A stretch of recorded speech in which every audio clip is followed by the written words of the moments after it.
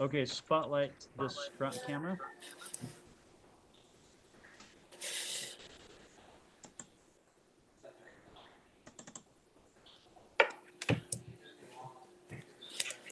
Michelle, can you spotlight the front camera?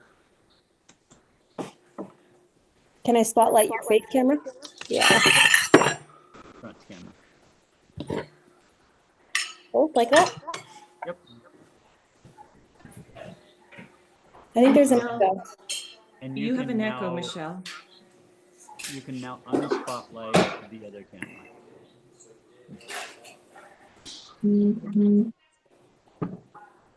Okay. I think we Why are don't I get any recording. sound out of this? Is the sound pretty good? You still hearing it? We have a lot of background noise from everyone else. Let me figure out how to mute Do you know how to turn those off? mute all. There we go. You're muted now. Can you unmute yourself? There we go. How's that? Is that pretty good? Yes, Okay. that sounds good. All right. Well, I believe I've already started recording this, so we're rolling. I'd like to go ahead and introduce our guest today. So this is our guest. Her name is Cecilia, and she is going to be helping us to show how you teach with the student these pieces here. All right, we're going to go ahead and just first talk about the materials that we're going to cover today. So we're going to look over this fundamentals book, which many of you already have this book. If you don't have it, I'm going to show you how to get it really quickly. This classical showdown one, super excited about this one. You may have the old version of this, but we just added Classical Showdown 3 in here. Today we're going to be doing some of Classical Showdown 3. If you look up here, I've actually printed this on color paper because it's the same song, all three of them, but we're using it in different ways. So I will show you how to get those resources. We're going to go ahead and teach Cecilia some of this song, and then we're going to see how to teach the technique and how you use this with a student. So the first thing that I should show is, let me share my screen really quickly before we need to take care of some business. I'll share my sound, and let me see if I can't get to the video I'd prepared.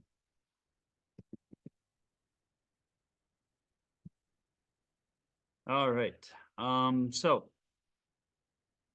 technique matters and emulation is the key. That is the name of this webinar, and you're going to see why we're saying emulation is the key. Before we start, though, I wanted to announce this super exciting conference that we are putting on the 21st and 22nd of June. This will be in Salt Lake City. It's going to be a really, really fun conference. One that's very unique. And let me go ahead and just play really quickly this video that Brandon prepared.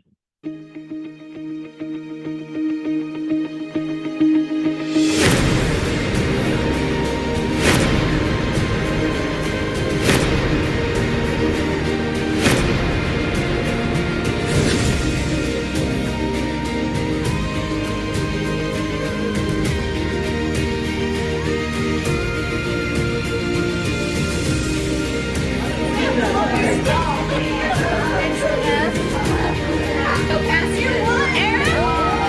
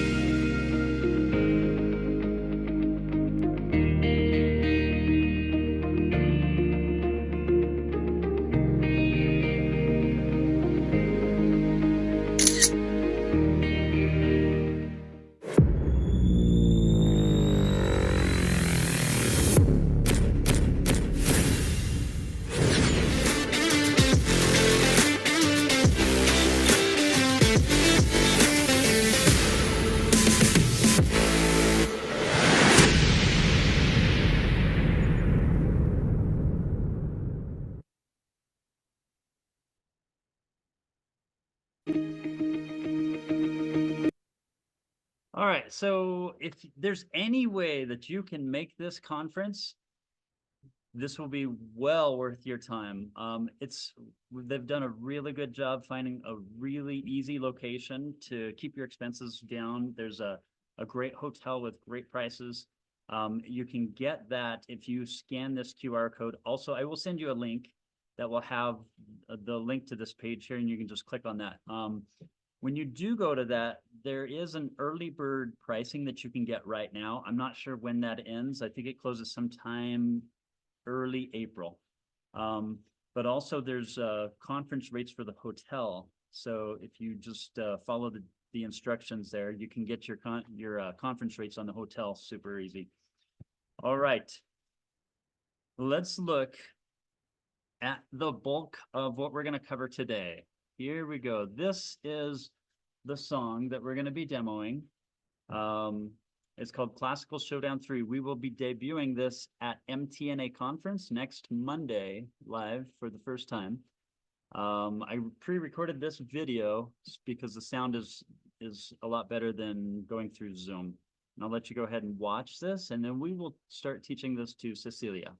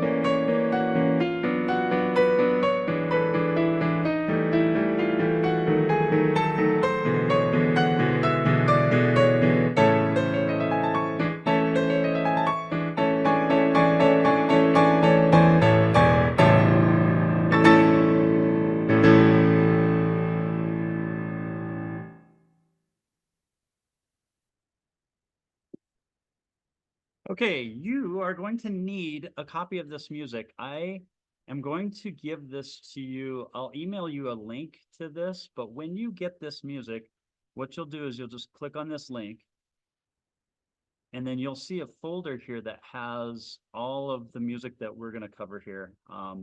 You can just download this PDF and print it. So there's two ways to view it. Over here, if you click on this, you can see a thumbnail.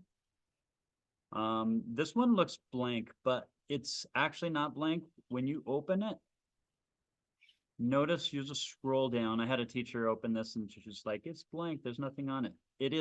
It's intended to be blank on the first page because if you print this on back-to-back copies and then bind this, then it will actually lay out in the page format with the page turns correctly. So that's why there's a blank page on that. You can just scroll down, or you can just print whatever page you're working on.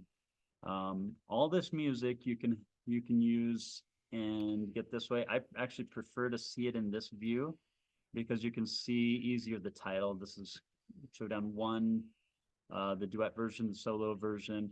Now, if you look at this one, there's a duet, a shadow, and a solo version. And to teach these concepts that we're going to show today, you're going to need all three of these.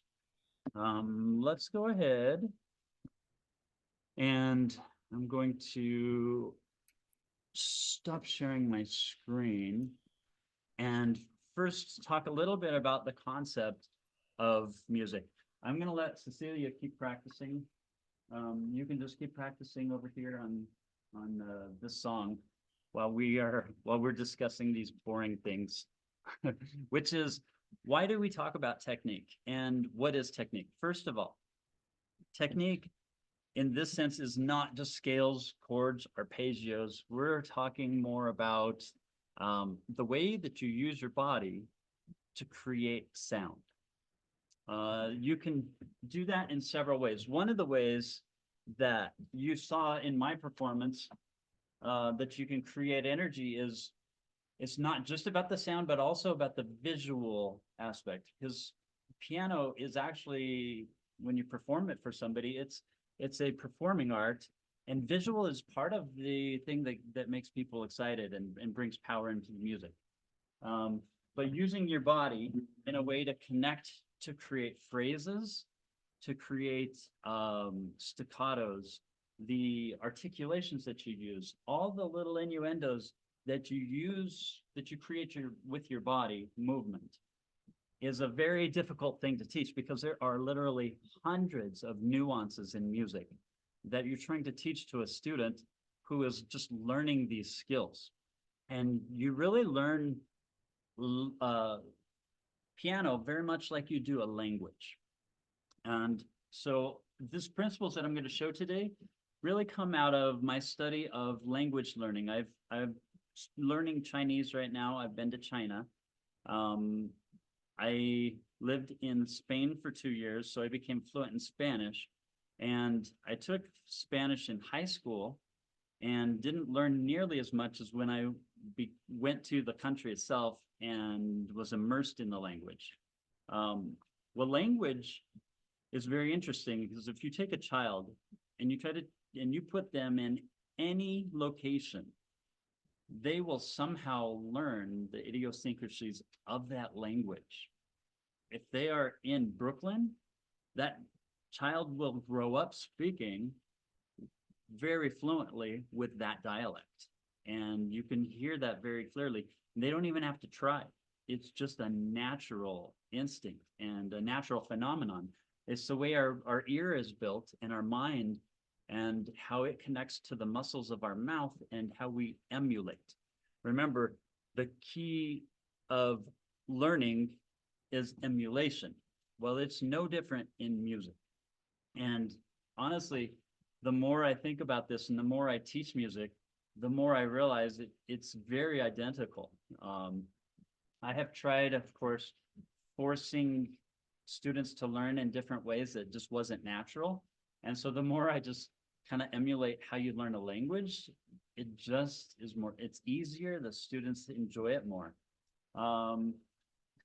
Good example, we as teachers, and I especially, I used to start teaching just right out of the book, and teach from reading was the first thing that I taught. Instead of like you do a language, what's the first thing you do is you listen. And so what's interesting is a student will listen to a performance and they still won't be able to copy the performance. So I, as a teacher, then would just try to say, hey, you need to do this, you need to do that, try to emulate, like get what I'm doing out of that. And I sometimes just became frustrated because the process would take so long. But if I think about how a child learns, let's say English, they listen for a long time.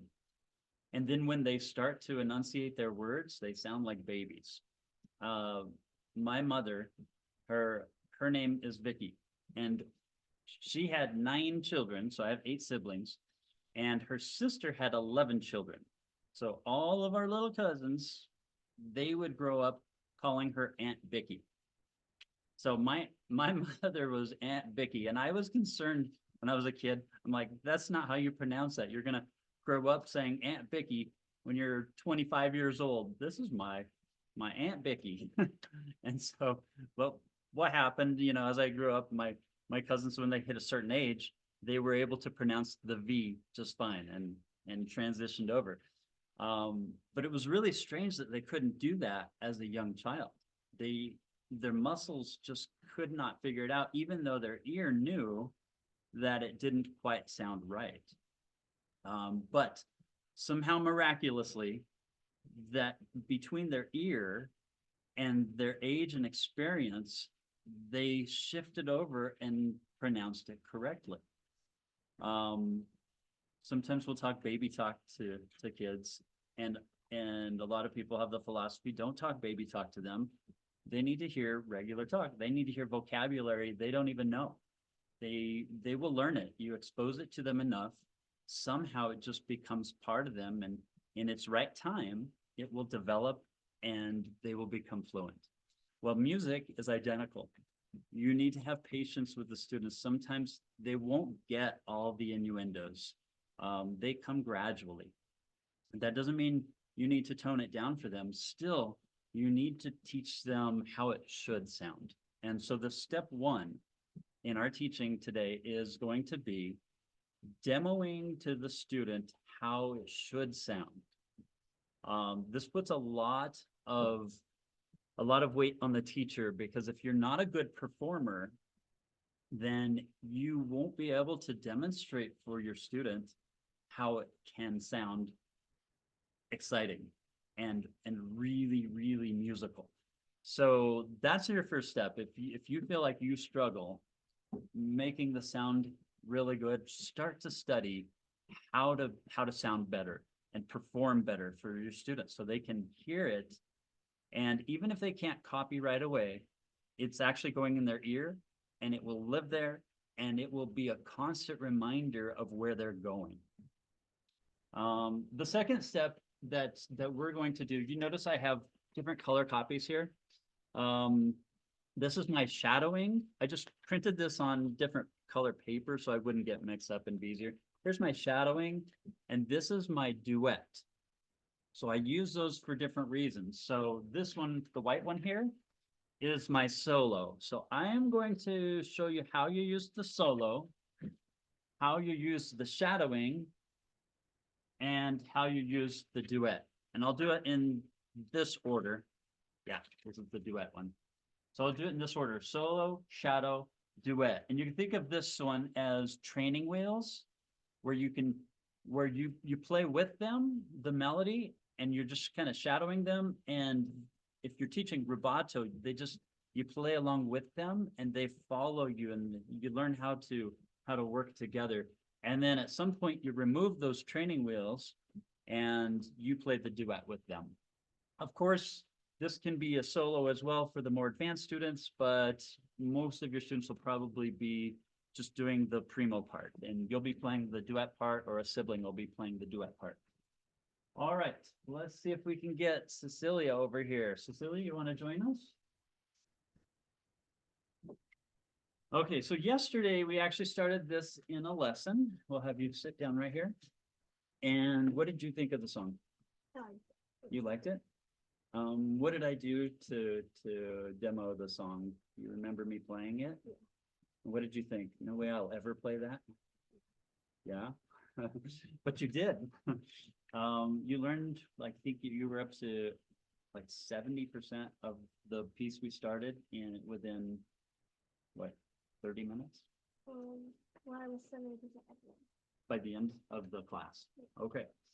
All right. So you guys heard the whole song, but we're going to just take the Strauss section. And I'm going to go ahead and, even though you've heard this, I'm going to play it again, and maybe you'll hear something you didn't hear before.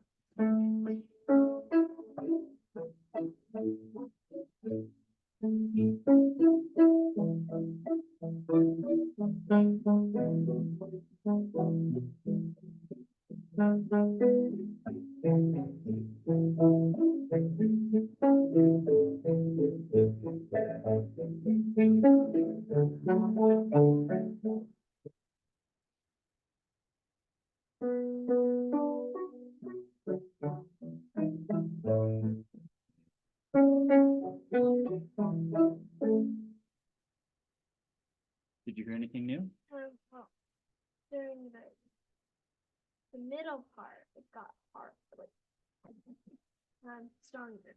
It got stronger. Yeah. Yeah, I started crescendoing. I got louder, my dynamics increased, right? And what did that do to the music? Yes. Scarier. Okay, I thought it made it more exciting. First, you got scared. Maybe I'm a scary performer. All right, so, but it created an emotion. And so when you emulate, you can start getting louder to create some more emotion.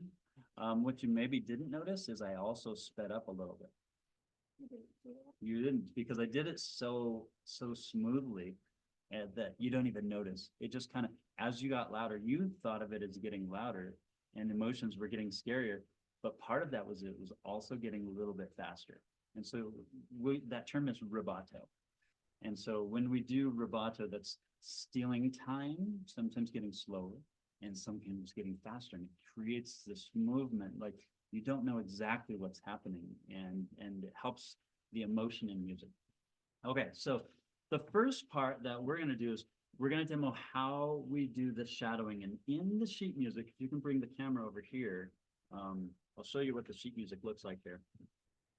Michelle can maybe spotlight this. Right up here, we will wait for Michelle. There we go. Okay, so right up here, you can see the student part is on top, and the shadowing part that the teacher plays is here on the bottom. So I'm going to take this left hand and play C sharp, and then my right hand is going to play this part. And left hand.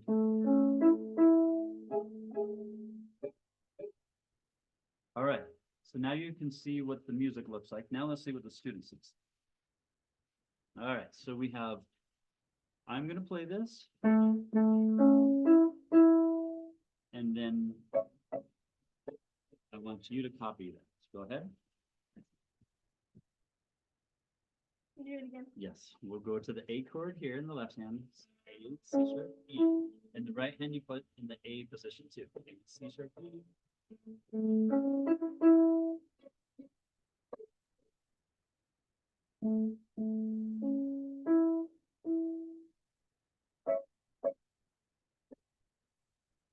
Okay, so now for the teachers who saw that, the first thing you probably said was she played the wrong finger. I don't even worry about that anymore. I know it'll come back. So if she plays the wrong finger, sometimes I will just let things slide, like the B in Vicky. I know it's wrong, but we know that it'll fix itself over time. So some things, you just have to let slide with students, and otherwise you just won't get very far very fast, and you'll lose their interest, and they'll get really bored. And then they'll quit piano, and then everything you tried to do is wasted because they were bored. So sometimes you just have to push through things for the greater good. So let's try the first part. And then the second part. You do both parts at the same time. I'm going to play the teacher shadowing part with her. Ready? I won't Aaron? usually announce that to the student. Here we go. Aaron? Yes. Sorry to interrupt. We've had a few people bringing up audio quality issues. Do you know, is the original sound turned on your Zoom? Let's see. Original sound for musicians is on. I don't know if it will help or not, but Let me see. Original sound for musicians. How is this? that's better. Thank you for bringing that up. Okay. Yeah. All right. You ready? Okay. So now I am playing the shadowing part. This is basically the training wheel. So we get the timing together, teaching the rhythm, and also I will teach phrasing this way as well. Ready? Very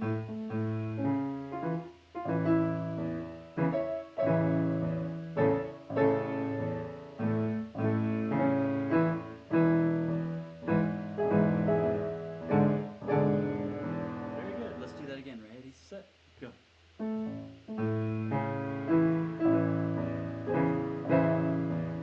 want to start over? Let's do it. Go. Good.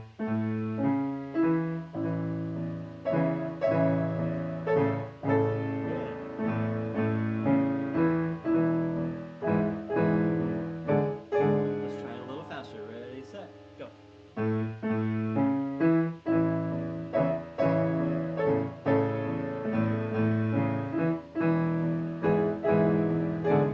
Okay, the next part does the same thing. We move to a different chord though. And then you play the B minor chord. Now she doesn't know what the B minor chord is, and she doesn't need to know at this point, but there's no sense in not bringing up terminology, because if you expose them to the terminology long enough, one day they'll be like, I heard that a million times. I'm really curious, what is a B minor chord? And then in the right moment, then it will stick with them much easier. Do you know what a B minor chord is? Oh, she did know. Maybe she just copied me. But a lot of times, that's how learning takes place, is just emulation. Okay, so we're going to do this one in the left hand, and I want you to do the right hand. Here we go.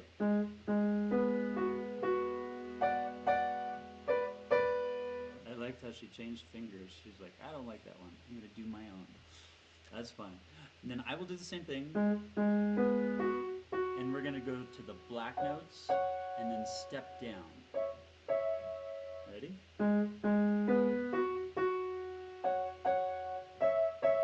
Alright, let's go back to the beginning and see if you can add it all. Ready? One. You can do both hands. Ready, go.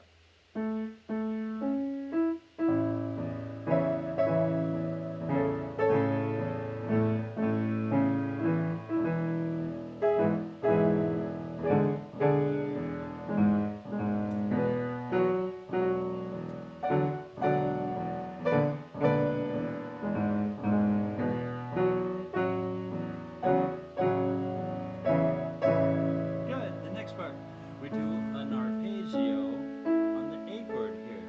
You don't even know what an arpeggio is. That doesn't matter. We just do A, C sharp, E, A.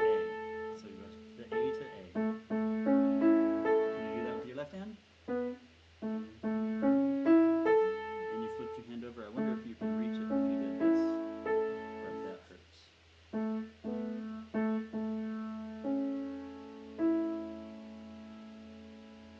No? Okay. Then we'll just do it whatever way you want to. Go ahead. And then what do you do in the right hand? Did you notice that that chord is the same as this chord? The same notes. It's an A major chord. Same exact notes in the right hand and the left hand. Try the right hand, I'll do left. Okay, do both hands.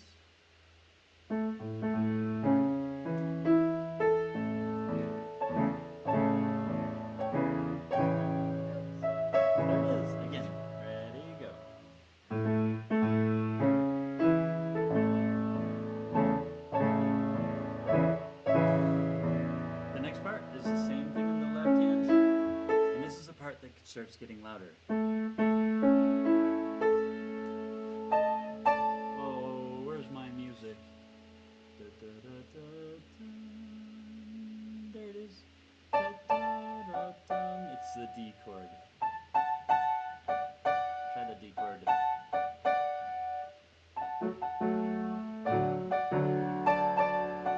Perfect. Let's add that together.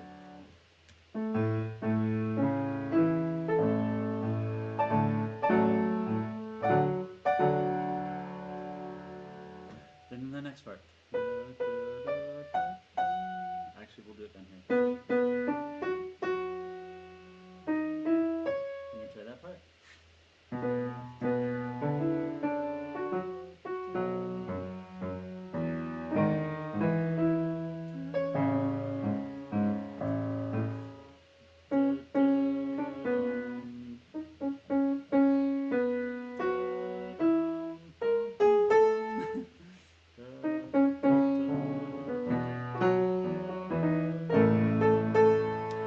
Okay, so that just gives you a little bit of an idea how you can work with a student using the shadowing part.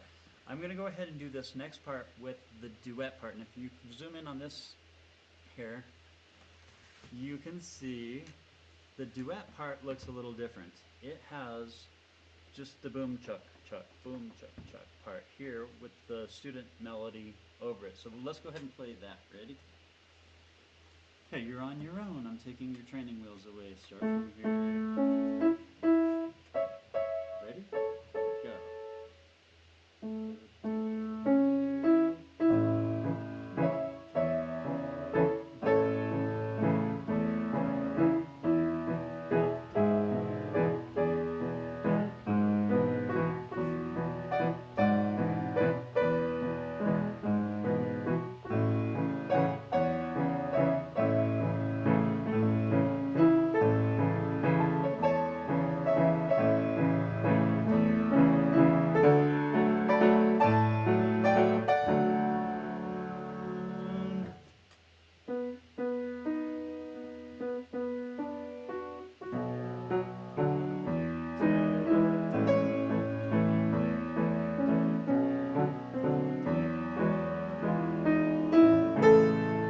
And then we go into the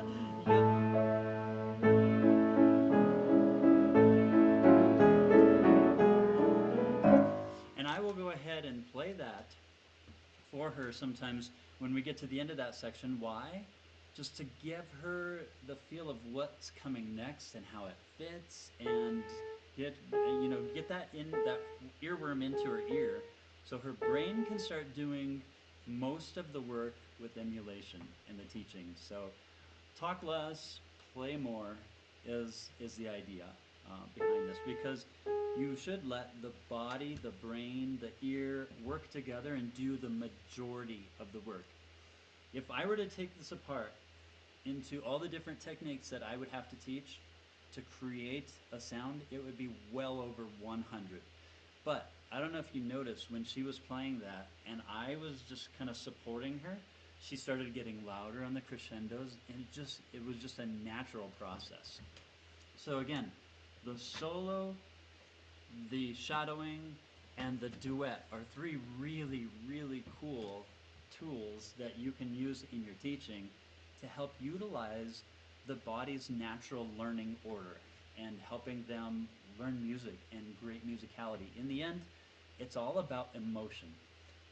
We are in the business of sound, and technique is our trade to get an amazing sound and the emotion out of a performance. And that's what will keep students longer than anything and give them a lifelong passion for music.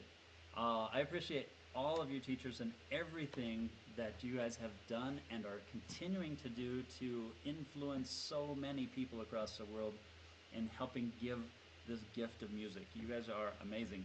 And you're here learning more and more tricks. What I don't want to happen is I don't want you to throw out the baby with the bathwater, so to speak.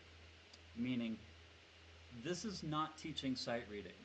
And if you feel like, hey, this is amazing, sometimes you'll neglect other important things like sight reading.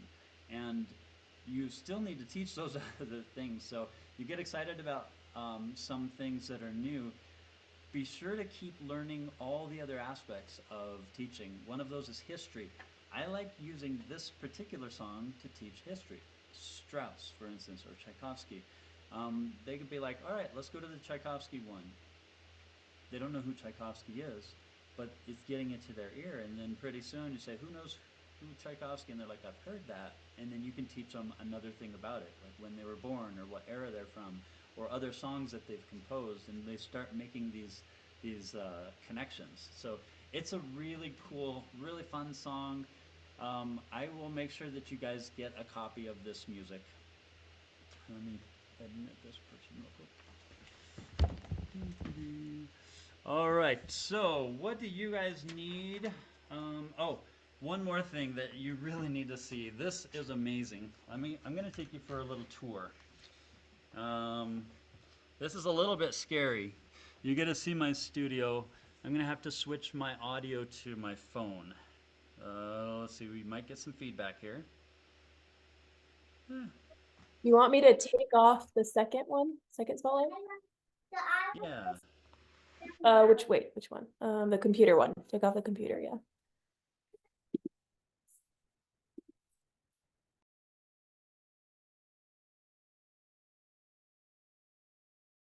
Testing 1, 2, 3. Oh, good. There's an echo. How about now? Better. Check 1, 2, 3. Okay. Here we go.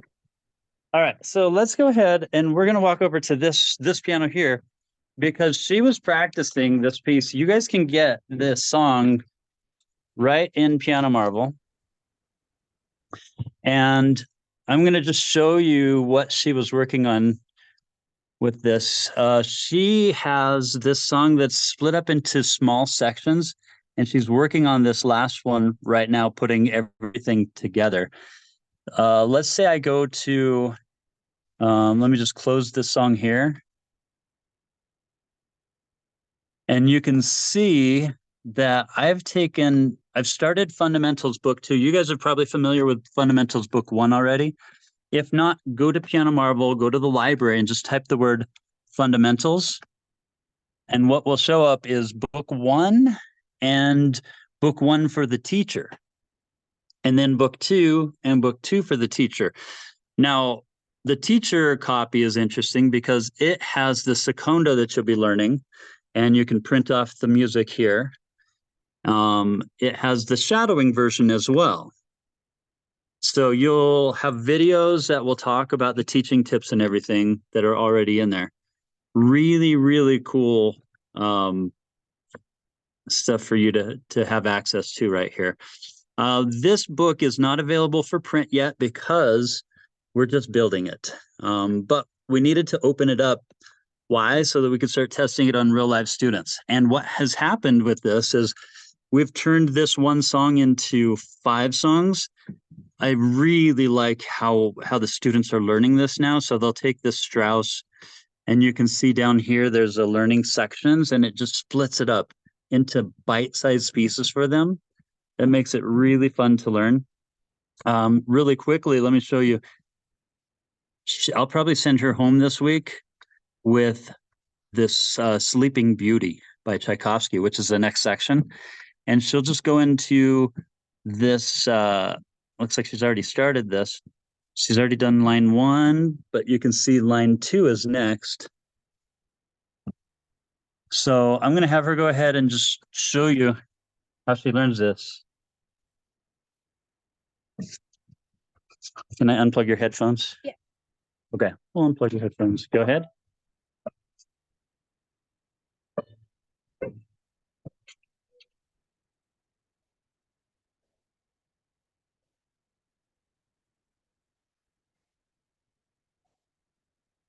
All right, so she didn't do so well with this one. She got, looks like 13 wrong notes. Took her 22 seconds, and she needs to have it done in 5 seconds. So it took her, she got 11% on the score. Sometimes what I like to do for the student is I like to play it for them first.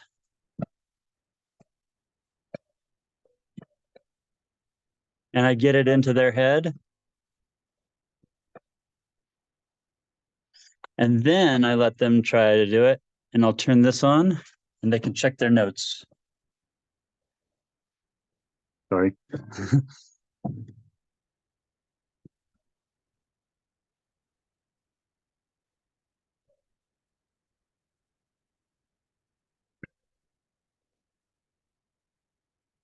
Okay, did you get any better? Yeah. Yeah, you did get better. So she would just keep working on that until she got it really good. I really enjoy like just being able to step away from the students and let them practice effectively. And they never learn the wrong notes this way. They figure out the rhythms and the notes and they start putting the piece together. You can see just step by step until they have the whole thing. And so I can spend my time with musicality and let the computer do what it's good at, which is just sitting there babysitting notes and rhythms. And then once that's done, it's really, really easy for me to teach musicality. All right, so I'll let you go ahead and work on this. We're going to come back in just a minute and see if you can get that one done and the next one. We'll be back. We're going to show you the rest of the studio. It is a mess. Look at this. Got cables galore on the stage. This is my stage where I typically teach. I'll do a lot of my teaching here. This is just mess from cables. And this is a huge video wall we just took down. We're taking it to the MTNA conference this week. This is also part of it. Pretty fun little thing here. Those of you who are at MTNA, you get to see this. And those of you who get to come to the conference, we're going to be utilizing this in June. Really cool. Let's go over to this room. This is amazing because I actually teach 4 to 6 students at a time now. And yesterday I had her with her sibling and then 2 other students, and they all had their own space here. And they were working in the software. And then I would pull them out when they were ready and I would play with them. And so I could work very effectively with 4 students yesterday. I had 0 problem managing 4 students and being super effective. All of those students did really well. And that is my little studio setting. If you've ever thought about teaching in groups, it's actually really fun. And I'd have a hard time going back to just teaching one-on-one after feeling the energy. How did she do?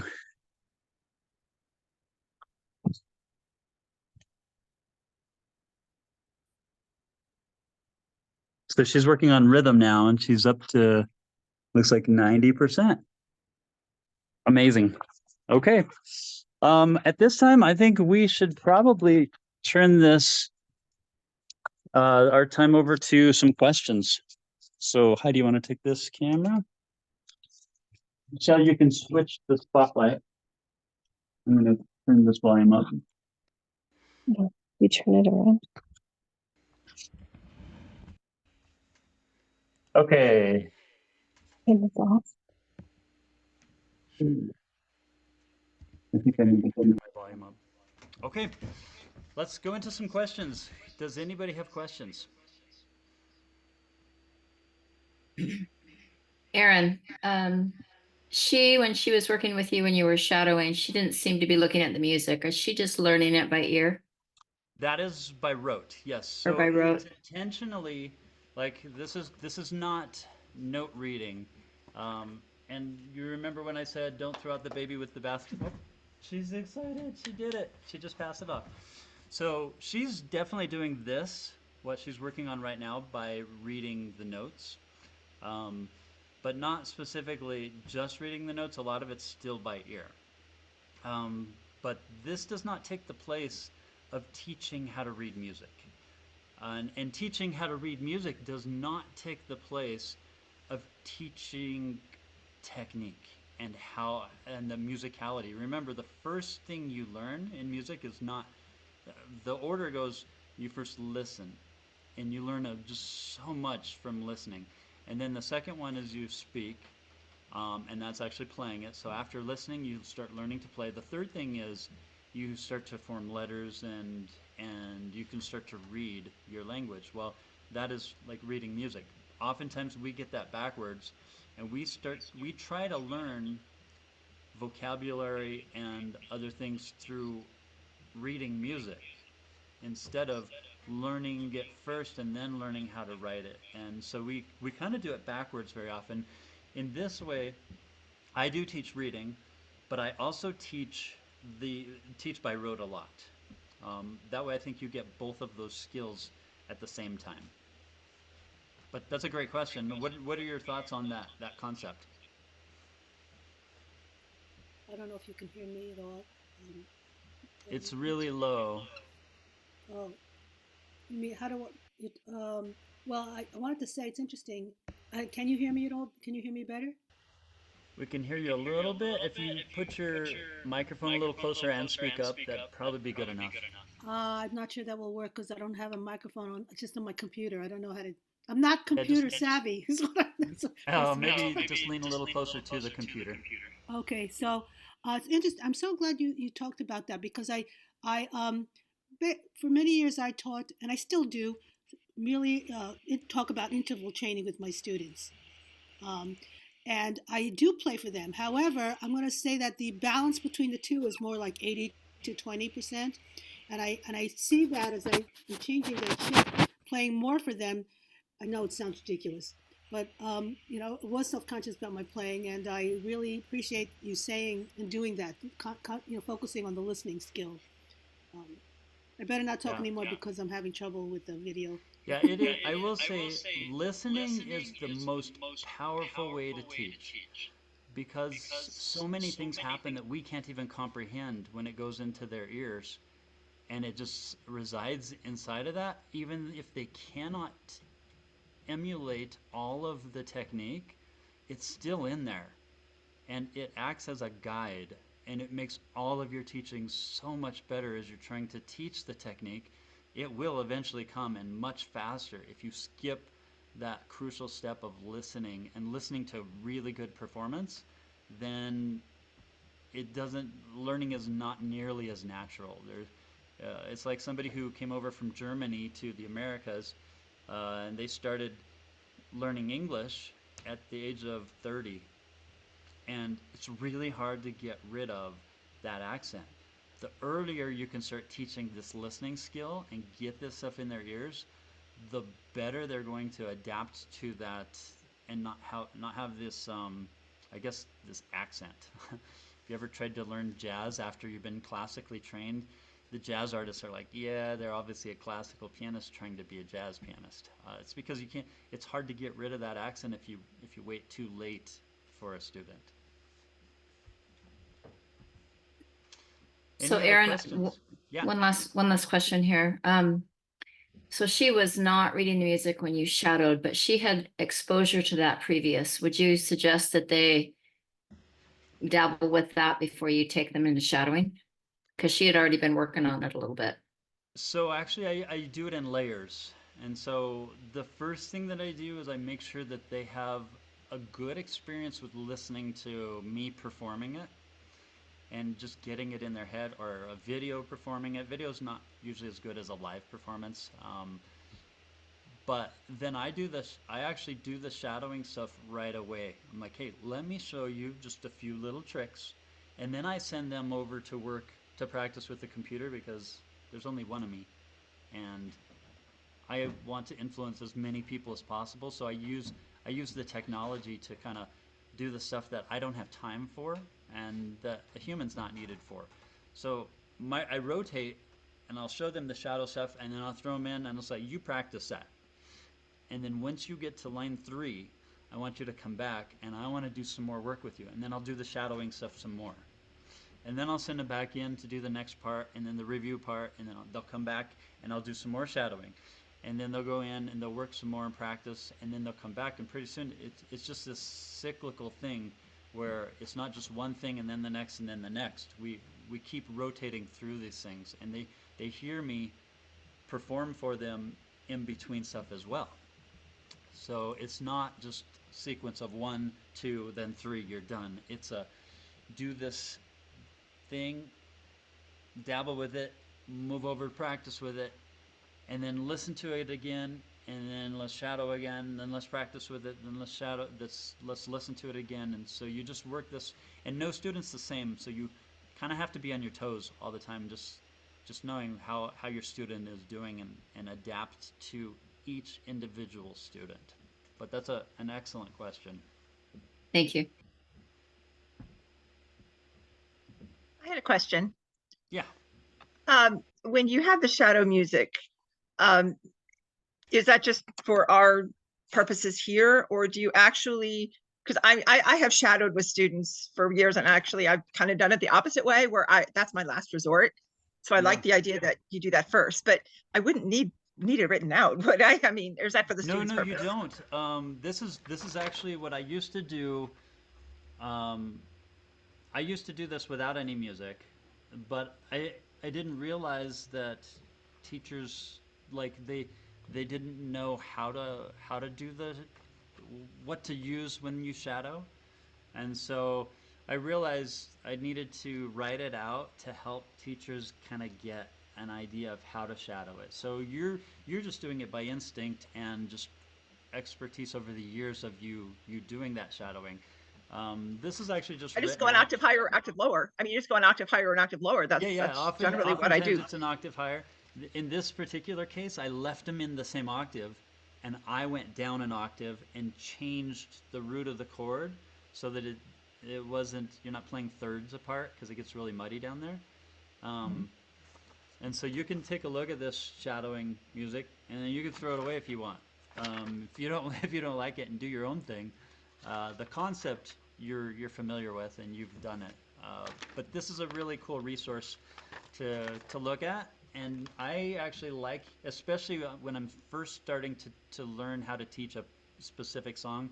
After you've taught it a million times, then you get really good at teaching that song because you know all the tricks. This is really kind of helping you just get used to starting to teach the song.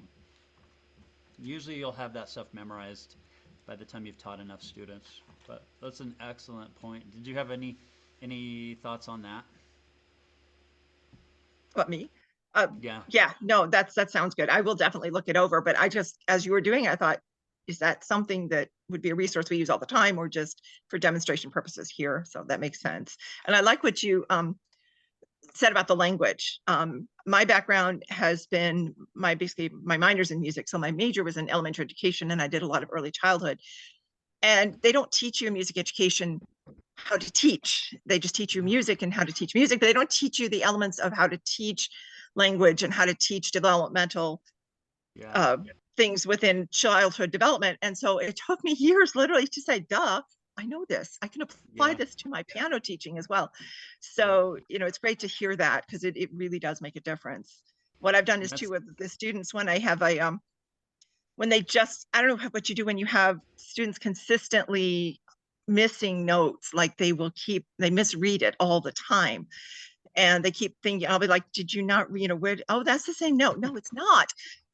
Okay, it's a step higher. How much? And they just can't seem to visually understand it. So I will take and go, I'll read like the title of the song and I'll say, okay, I'm going to read that to you and I'll read it wrong. I'll read a word wrong. And I'll say, why? It begins with the same letter, right?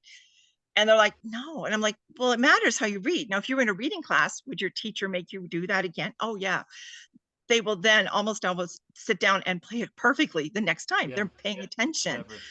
And it makes sense to them. But what do you do? I mean, is there a way when you have a student that just constantly can't seem to visually read won't read the notes correctly? I have some special needs students too, and I'm aware of that. Yeah. And also, Honestly, what I do is what she's doing right now.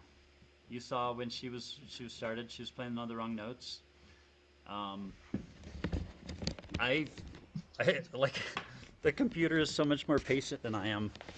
I want you to see where she is. Can I stop this a second? She's having a ball here, and look at this. She finished that first section and the second section, and she is now working on the third one, and then she will put all of that together. If I were to let her practice by herself, then all of that will just take care of itself. And Is this I this is the have so program you, much less stress over teaching because I just kind of let it take over some of that hard stuff. And then it's so much more fun for me because I can then focus on musicality, and they just figure it out. It's kind of like that Aunt Bicky thing where, yeah, they play it wrong, but they do get it. They get the rhythms, they get the notes, everything comes out in. And if I'm looking in slow motion, like it microscopically, that's where I get like a little worried, like, oh, it's not going to turn out right because they're playing the wrong fingers or they're playing the wrong notes. That's how I used to be, and now I've learned. What's that? Can I take a lap? She's gonna take a lap. Her brain needs a break. Go for it. um, but if you can kind of trust that God built our bodies in a way to learn, and that it will happen naturally. It's amazing to see that it does come together, and you don't have to worry as much as I used to think you did. is that computer program through Marvel? Yes, that's Piano Marvel. Yep. Okay. The the best the best invention ever for a piano teacher. Oh, it takes so much of the load off and frees you up, and the students, it makes it much more pleasant for them. They can learn at their own pace. Yeah. If you haven't started using that with a student, then I would recommend um, first like get to know the program, maybe learn a song with it, and then let a student and just kind of work with a student through the learning process, and then pretty soon you can kind of step back and just see the learning taking place, and learn how you can leverage the technology in your teaching.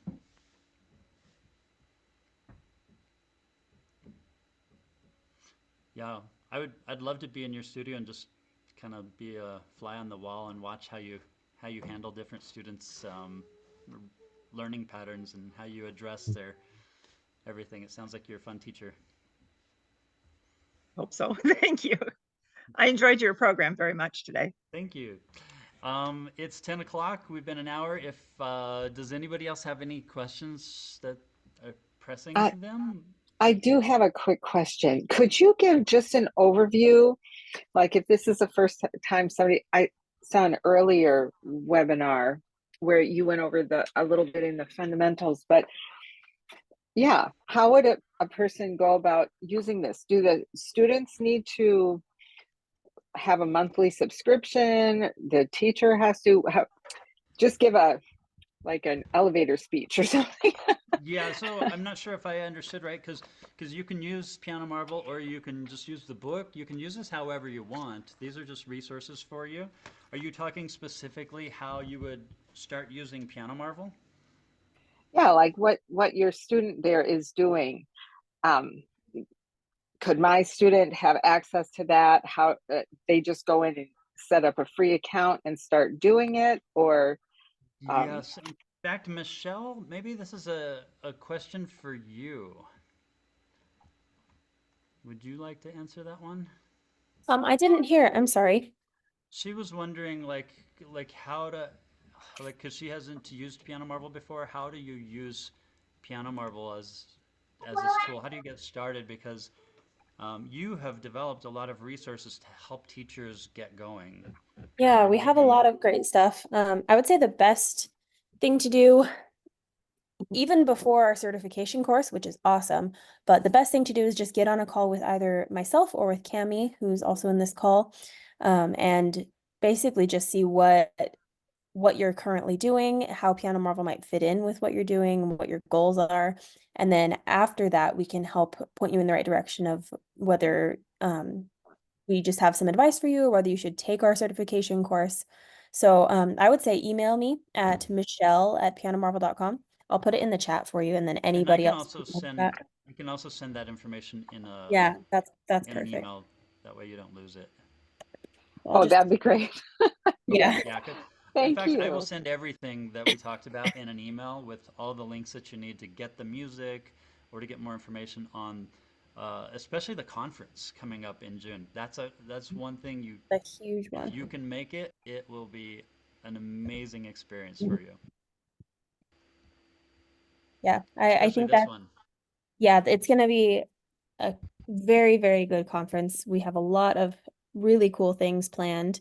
And if you can make it, we only have 300 spots available because that's how big our venue is. So sign up early if you think you're going to be available and if you want to be there, because I think the spots are going to fill up pretty quickly. So we really hope a lot of you can make it. Especially, I want to get new teachers who haven't used Piano Marvel as much there because it's going to be such a really great experience, like to learn how to use it more effectively. So, I want at least a few of the people there to be new to it so that they can get that experience. I have been waiting 15 years for one of the big reveals that is being unveiled at the conference. I'm like wanting to tell people what it is, but I know I can't because it's supposed to be a surprise and a secret until we reveal it in person at the conference. And there's several really big reveals that will, I think, revolutionize piano pedagogy. Wow, that's setting a nice hard bar for you. Yeah. That's How do we great. It's sign up? How do you sign up for that? I will Yeah, send for the a link in in an email. I'll email everybody. I'll send you a link to everything, including how to sign up for that conference. early signups. Yes, so the early bird signups, if you just go, I think, Michelle, is like if I Google, I'm going to That share my QR screen. code worked. Yeah, that QR code did work. You were able to Oh, get in there that way. I Yeah, wonder I if was you just able to get Google onto it. that site. Yeah, I'm it gonna should come up if you just Google Piano Marvel Teacher Conference, especially if you the year Piano Marvel Marvel Teacher Conference 2024. It Teacher should. Conference.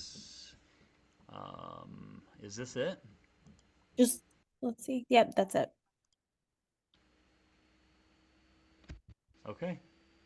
And then it tells you the dates, the location, how to get the conference rate of the hotel, um, and then the phone number where you send that, and then you can register right here.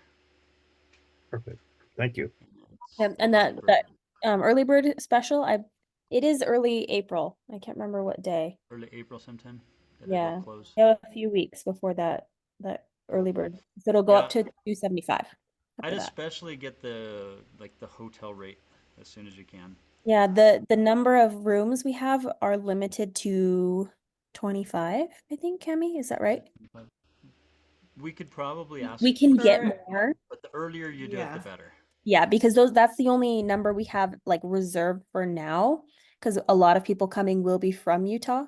So if we need more, we can hopefully get more, but there's no guarantee because that's all we have reserved right now. So I would get on that if you're from out of state, just to ensure that you get a room actually in the conference hotel, because then you don't have to, travel and get Ubers and all that crazy stuff. Now, if you came into this meeting late, don't worry because time zone difference or whatever. This is Mountain Time, 9 o'clock and it's now 10 o'clock. Um, I will go ahead and I've recorded this. I will send out a recording of this whole webinar to you guys, along with all the other links and stuff that you need. I hope you've really enjoyed just having a student in real person and seeing how I was able to work with these three, the solo part, the shadowing part, and the duet part, and how they actually work together to train students the technique, and how it just happens naturally. Oh, I did want to mention too, if you enjoyed this, Aaron's topic, or I guess keynote address at the conference will be similar to this, but much more in depth and with a lot more students there, a lot more going on, and you'll be able to actually kind of interact with the students and learn from what they're doing. So it'll be this, but like on steroids, much, much cooler. Yeah, cool. And will this Well, not also go more in depth at the Piano Marvel conference where there'll be That's hands-on that's what experience? that's what I was saying. yeah, So Oh, I'm this sorry. I thought you at meant the conference. MTNA. Okay. Yeah, MTNA is a completely different show. MTNA is only a 40-minute, and it's basically if you're going to be at the MTNA conference, don't miss that next Monday at 1 o'clock in Atlanta. It's going to be a very different show.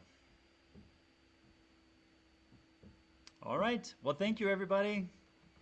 It was nice being here. Thank you. Thank you. Thank you. Bye. Great week, everybody.